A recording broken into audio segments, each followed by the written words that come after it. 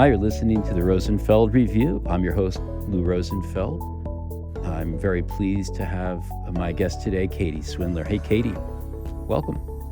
Thank you. So happy to be here. I'm glad to have you. Katie is, she's wrapped up a book for Rosenfeld Media that is at the printer, which is really nice. In fact, Katie, I approved the proof this morning. Now we'll see what the Absolutely. supply chain does to the printing duration, but it's out of our hands even now. The book is called Life and Death Design: What Life-Saving Technology Can Teach Everyday UX Designers. And this is a book that it's such an interesting angle on design, and it's got, as you would imagine, just a bunch of great stories. And we're going to get into a couple of them in just a moment, but Katie, I love that you have a background in theater, which really helps you in doing the work you're doing now, doing design for Allstate Insurance, right? Yeah, actually more than you might suspect. Yeah, I like to say, the creative process is the creative process. And whether you're managing a bunch of actors and technicians and lighting designers and set designers, or a bunch of stakeholders with the egos and the designers and technologists, from a web design standpoint, really the process is the same. And that sort of history of collaborative making has served me well in my career so far. Well, you're certainly not the first UX person I've met, or even one of even the first Rosenfeld Media author who's got that type of background. But now you're looking at high stakes design settings with life and death consequences in this book. Such an interesting transition. I don't know if you're going to be handing copies to any of the adjusters who are dealing with claims in all the calamities that are befalling us these days, but you're looking at how stressful situations are really instructive for the people who obviously design for those situations. Have to understand how stress impacts human users, but also the everyday designers who aren't working in quite those stressful situations. So I know you start off by talking about stress. Mhm. It's almost like the discussions that some people have about empathy. There's a lot of varieties of stress. Mhm. What kind of stress are you getting at? And you also make the point that it's good for humans. Why? Yeah. Well, stress evolved in humans, right? We survived because of our ancient ancestors' stress response. It kept them alive. It kept them on their toes. It helped them remember where the danger was in the forest and the foods that you weren't supposed to eat. Stress is an important part of being human. It's an important part of our daily process. Cortisol, which is the primary stress hormone in the brain that drives a lot of our stress-based behavior. It's a driver, and we wouldn't get up in the morning without cortisol, right? That's the chemical that slowly rises as we come towards the end of our sleep cycle, that helps us wake up in the morning and actually helps us get out of bed. So we need it. If you don't have that drive, you end up, not having any drive. It's depression, really, at the end of the day. It's an incredibly important part. The What I focus the most on in my research and in my writing and speaking is the acute stress response. Um, but there's multiple different types of stress. There's uh, eustress, which is actually positive stress. That is this kind of stress that you feel when you're really challenged by something, you're really engaged in it. And then there's hypo stress, which is the unpleasant feelings that you feel when you're bored. Right? It's that boredom that drives you. Again, stress drives you to do something, and it drives you to change your situation so that you're not bored anymore. So, and then there's distress, and under that distress umbrella is chronic stress, which so many of us have been surviving over the last few years, if not longer. And acute stress, those moments of peak stress. Lots of times we talk about the fight or flight response, fight, flight, or freeze. And what's really interesting about the acute stress response is it's kind of the maximized version of the stress response. So I found it a really good teaching tool, just like when you're teaching a child to speak, you use baby talk because you're exaggerating, the syllables. The acute stress response exaggerates the different components of the stress response, and so it makes a great teaching tool. So if you can understand how to design for the stress response and the acute stress response, the same rules apply for chronic stress, for boredom. All the principles are there and exaggerated in a way that makes it great for teaching. So stress is good. It helps us survive as life forms, Mm. and it's good for designers to understand. So can you tell us a little bit about a good story or situation, maybe something that you've got in the book, you can give us a little sample of, where designers have to understand and have essentially designed for high stress situations? Yeah, I think it's oftentimes hard to remember how often stress happens, that a startle response or a peak stress moment can happen at any time when somebody's doing almost anything. And lots of times we get so focused on the happy path or the intended use of our products as we're designing things that we forget about all the other ways that it might be used. One story that I was going through some research with a fellow designer, a woman named Daniela, at Allstate, a coworker of mine. And I don't know, I was talking to her about some research I was looking at around like emergency buttons, right? Like these big red emergency buttons. And how ironic it was that the more stressed we get, the stiffer our hands get, and the harder it is for us to press tiny buttons. And Hmm. yet, we're creating all these products that like require people to press buttons in order to make themselves safer. But the more stress they get, the harder it gets to press buttons. And I'm geeking out with her about a research like designers are want to do. But I tell her this stuff, she gets really still and she goes, I know exactly what you're talking about, Katie. And she tells me the story. So she was cleaning her house one day. She has two sons at the time. This was like 10 years ago, but at the time, her sons were 4 and 8. Her 8-year-old's playing in the yard. Her 4-year-old is following her around the house while she's cleaning. She's Hmm. upstairs and she's cleaning up one of the bedrooms. She leaves the room for just a second and comes back in, and her son's not in the room anymore. And the window is open Oh, and the no. screen is off the window. And she told me, she said, I knew exactly what had happened. And she walks over to the window and she looks down, and her 4-year-old son is lying still on the pavement 2 stories below. So obviously she's freaking out. She starts screaming his name. She runs down the stairs. She goes through the kitchen. She grabs the cordless phone. 10 years ago, it was a cordless phone.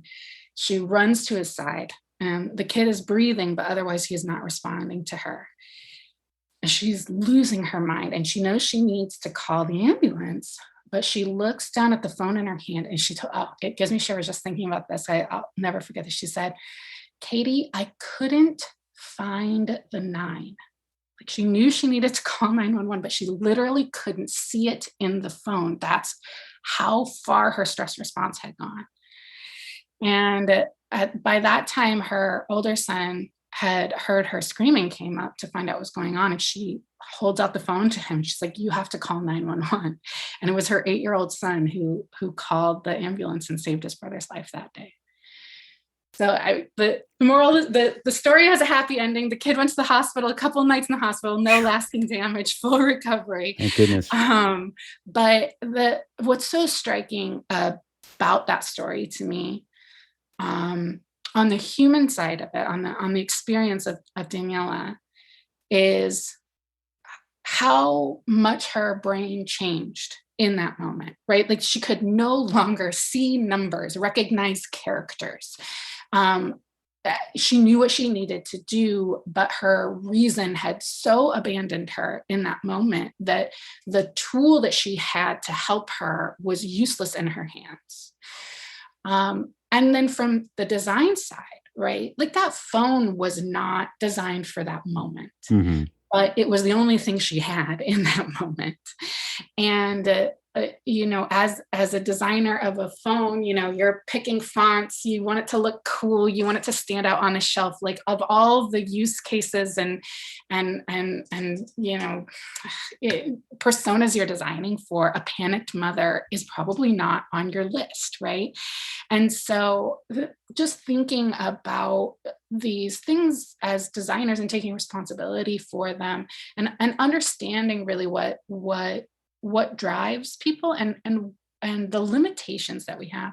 Because another really interesting thing that shows up over and over in the research is the way that stress affects memory, right? It Hmm. really is a downer on our memory, our ability to remember, and the also our ability to even empathize with our own selves and our own behavior when we are under extreme stress. We forget what it feels like in that moment. We forget how hard things are. And it's and so then, as practice and empathy as we are, it's hard for designers to imagine ourselves in that moment and design for that moment of panic, because we can't even remember what it felt like when we experienced it. Well, I mean, there's so many interesting constraints you're bringing up here. There's the constraints of the technology Mm, and how you might design it, and the constraints that we're under stress. So, speaking of panicked mothers, mm, my mom, who's pushing 92, a couple of months ago, she fell. She lives alone, mm, independent living, but she lives alone, and she fell, and she has one of those panic buttons around her neck on a pendant, and she couldn't operate it. Now, maybe she pressed the button and there was a problem on the receiving end. We don't really know, but she was mm, on the floor for quite a while. mm. Was it her?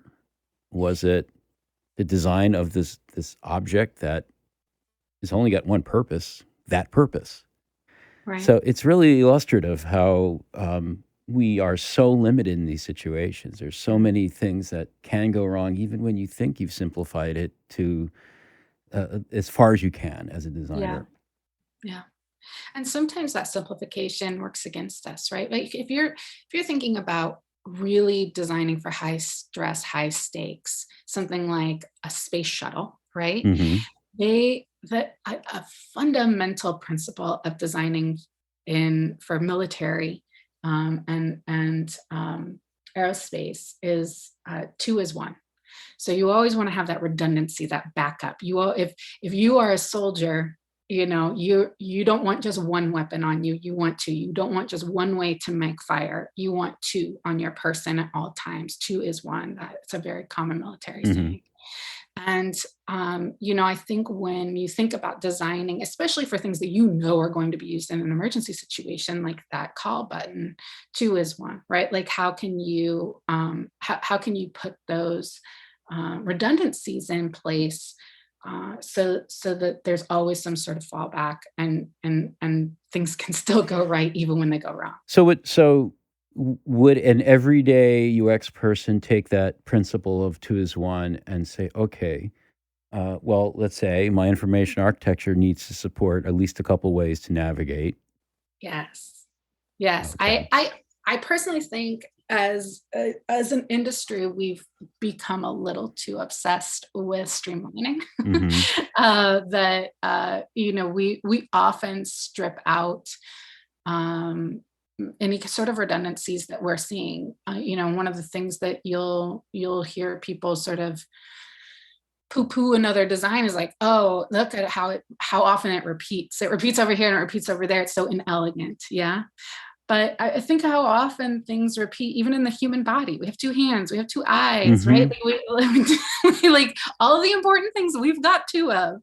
And so two lungs, two kidneys, pretty much to the heart, but even that's got two chambers or four. So, like that duplicity is, I think we could use some more biomimicry, Hmm. like learn from nature.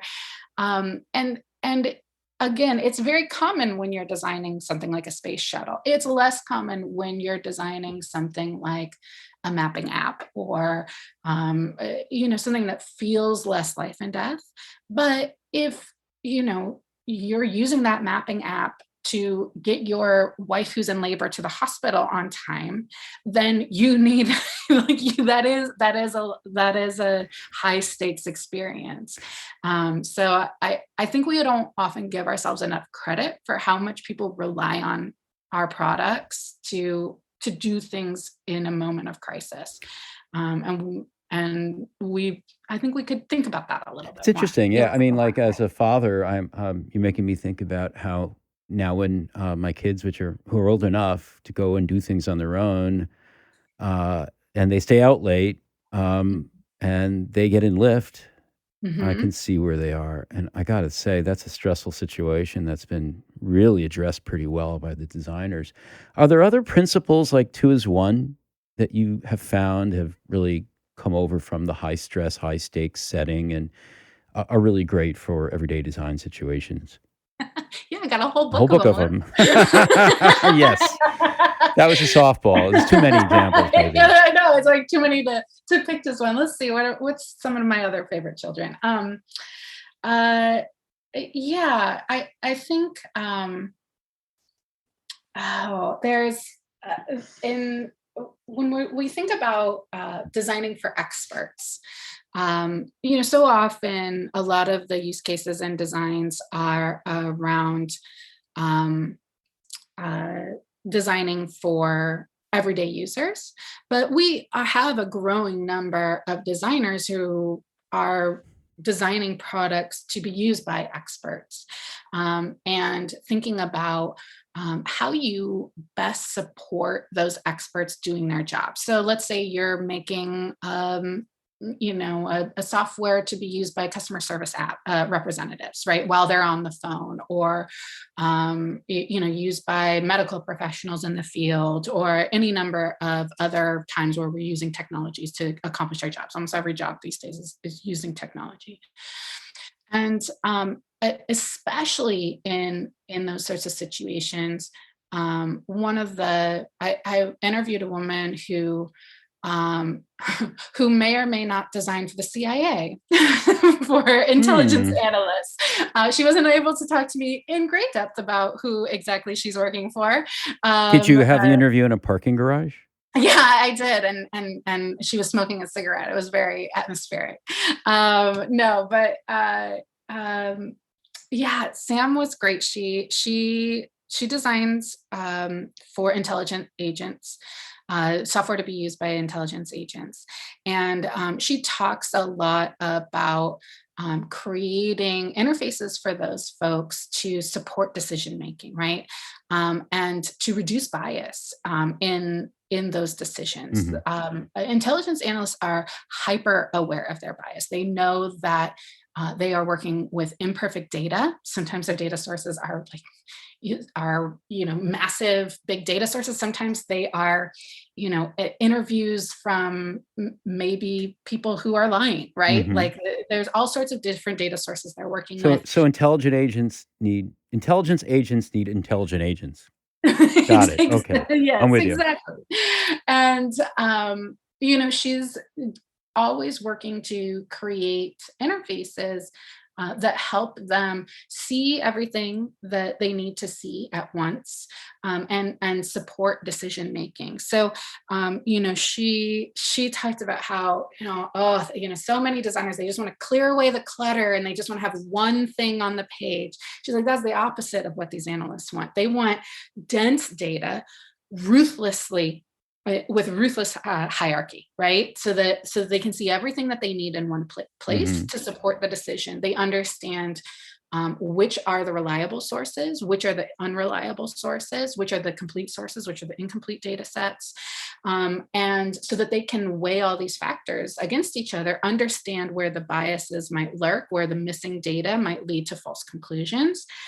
She wants to know what the known knowns are, the unknown knowns, the unknown unknowns, right? Like they want all of that revealed in their software display. Mhm. And she talks a lot about assigning the work to the humans that the humans are good at, and assigning the work to the computers that the computers are good at. And that's another one that I think any designer can put to good use, right? That things like exact memory, right? Like remembering not just the fact, but where did it come from and what was the level of reliability of the source, et cetera, et cetera. All that detailed stuff can be kept by the computer working in tandem with the analyst, who can pick out like, oh, this is the outlier, or this is the important piece of it, or Mhm. this is the story that this is all telling me as an analyst. Um, that sort of storytelling or spotting patterns that haven't already been programmed to be looked at, that stuff's very hard for computers to do. They're starting to get there. They're making some progress, but still, like it's really hard for a computer to find a pattern it's not already knowing to look for. But humans are great at that. Right. So how can the computers, as opposed to a human mapping every plot of point of data onto it on a graph that would take a day to do by hand, the computer can create it in seconds, Mhm. and then the analyst can use their eyeballs and their intuition to see what's there and be like, oh, that is out of pattern. Let's dig more there. Or, oh, look at this cluster over here, that's interesting. Let's dig in. Well, the computer sort of keeps them honest in terms of, yeah, that's interesting, but is it reliable, right? And sort of working in tandem to check those biases, but also allow the human analysts to bring their intuition and their human reasoning forward. Wow. And that's just one of your This stories. is one, a whole So, book of but them. and unfortunately, we're gonna take a well, fortunately, depending on how you're feeling, we're gonna take a quick break, and then we're gonna dig in a little bit more into some of these stories. You're listening to the Rosenfeld Review. We'll be right back. I hope you're enjoying the podcast. If you want more, not only do we have a whole bunch of podcasts in our archive, but we have something that's very current, very alive, and very engaging for groups, and that is our communities. Rosenfeld Media runs a variety of communities that meet on a monthly basis for video conferences on a variety of topics near and dear to UX people, ranging from an enterprise experience to advancing research to design and research operations. I want to encourage you to join one of our communities. Again, it is free by going to rosenfeldmedia.com/communities. Not only will you get a monthly video conference that you can listen in on and participate in, ask questions and so forth, we'll give you access to the recordings. And for some of those communities, we're talking about dozens of recordings with really interesting presenters and facilitators. You'll also get a newsletter. You'll get access to an advice columnist. Yes, we actually are providing advice columnists for each community. And finally, if you're interested in our conferences, our communities correspond to our conferences. So you will be the first to know when programs go live, when tickets go on sale, and by the way, most of our conferences sell out, and other good things about our conferences, such as when the scholarship applications open up. So go to rosenfeldmedia.com/communities. You're going to find something that's free, something that's interesting, and it's a great opportunity to find your tribe as well. We'll see you there.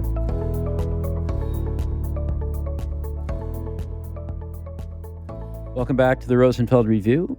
I'm with Katie Swindler. We're talking about her new book, Life and Death Design, What Life-Saving Technology Can Teach Everyday UX Designers, a Rosenfeld Media book coming out soon. It's already mid-September. We're fighting supply chain issues with the printers, and it's the busy season for them. I hope the paperback version will be out by the end of the year, but for sure the ebooks will be out. You're going to want to pick up a copy. If you've been listening to the podcast so far, I think that should be self-evident right now. Katie, let's get back to it, though. One of the things that you get into in the book, it's actually the last chapter. It's called Hero by Design. You're exploring ways to help bring out the best in your users and help them save the day. Can you tell us the story of a heroic user? Sure.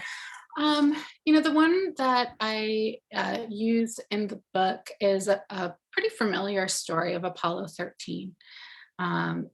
Thinking about if for those who aren't familiar with the story, the Apollo 13 mission was supposed to be, I believe, our third trip to the moon. Mm-hmm. There was air tank that exploded after the astronauts were a couple days into their journey. And instead of landing on the moon and coming back as planned, they had a very harrowing trip where they actually had to use the moon's gravity to slingshot themselves back towards Earth. Only they had to survive in the moon capsule for multiple days, barely had enough oxygen to make it back. And really great Ron Howard movie, Hmm. Apollo 13. If you haven't seen it, highly recommended. And um, Amen. uh, the space nerds in my life tell me it's actually incredibly historically accurate. So it gives a really great rendition of the story, and it really highlights, I believe, a lot of the principles for designing for heroic interventions. There's one of the things that really led to the astronauts being able to get home was the incredible professionalism, the and just the sheer the sheer amount of work that NASA did in preparation for these missions, the way that they would test and document every single iteration of every single thing that could possibly go wrong throughout the mission, and then painstakingly documented at the time in these binders. They had these giant 3-ring binders. And actually, if you look at old archival photos from NASA during those mission times, those Apollo missions, and you look in the back, oftentimes you can catch glimpses of shelves of binders behind all these guys in mission I control. think I've seen some of those photos. Or binders on the desk. There's often Hmm. usually like 3 or 4 binders on any of the guys' desks, and it was all guys then. And so they documented it all, indexed it all, and I mean, even if you think about it from a design standpoint, that the documentation, the indexing, even where they place the binders in the building, those are all design decisions that allowed those engineers, when there was the explosion of the air tank and all of these lights and bells started going off, they were able to go exactly to the right binder, literally pull the solution off the shelf. And thank God they did, because there was only 15 minutes of oxygen left in the main capsule by the time they had transferred the crew Yeah, to the other unbelievable. capsule. And so, they would not have made it if they had taken even 15 more minutes to understand and solve the problem and know what the right thing to do was. And it's something that had, quote unquote, killed multiple test crews in the past, right? So they weren't able to figure it. It wasn't one of those things that they could figure out in the moment. They'd really had to think through and plan to find a solution, but they were able to literally pull it off the shelf. God, So you're giving me a thinking, horrible flashback, actually. I don't know. Well, one of the projects, the big ones that we took on at my old IA company, Argus Associates, this is like 1997, was like a few days practically after the company had AT&T, our client, had like all those big binders Hmm. of information supporting their call center operators. So if you'd call into AT&T and you had a problem with your, whatever, Yeah. and so they had like taken those binders and all the stuff in them and put them in like a big HTML meat grinder. And then it was like that was the intranet, and no one Yeah. could find anything. And Mhm. like we went to the call center and sat in and observed, and it was so stressful. Like, now that I look back on it, Mhm. and we would just see them printing all kinds of stuff on their cube walls that they'd found in this crappy intranet. And it was like, that there's going to be a very angry customer stressing you out, asking you this question. So, and it was so hard to find the information that once you find it, you better print it for next time. Yeah. And then the problem was a lot of that stuff was things like prices that changed. So then now they're giving out the wrong information. So it just seems like, yeah, I mean, like stress is this operator in so many settings when you point it out. So thank you for Mhm. doing that. Hey, I got one more question about the book. Yeah. It's the first Rosenfeld Media book with a content warning. How come? Well, when you're talking about life and death design, there's definitely a lot of things that I mean, we touch on a lot of traumatic topics. So, as an author, I included both a content warning and a bias acknowledgement in this book. A lot of stress research is done in the early half of the 20th century, especially within Western medicine. That meant that the researchers are primarily male and white. Mm-hmm. And it also meant that the participants in the studies were primarily white males, usually graduate students. And so, I think it's important that as we're trying to better understand stress, but thinking about designing for humans and practicing human-centered design, who are the humans we're designing for, right? And so being sure to acknowledge that that there may be some biases lurking within the research, though I will say stress, the experience of stress, the biology of stress, the chemicals of stress, are very shared throughout humanity. Mm-hmm. The causes of stress, the amount of stress, the weathering effects of stress can be very different. And the reactions and behaviors driven by stress can be very different from culture to culture, group to group. So that's that was one part that I wanted to make sure was acknowledged, and then of course the content warning. We when you're looking at safety design and stress design and all of that, you touch on everything from airplane crashes to childhood trauma. So there's a lot of things in the book that are very dramatic stories. I shared that one at the beginning, a child falling out of a window Yeah. that can be. Probably should have a content warning at the beginning of this podcast. Maybe we can add one in post.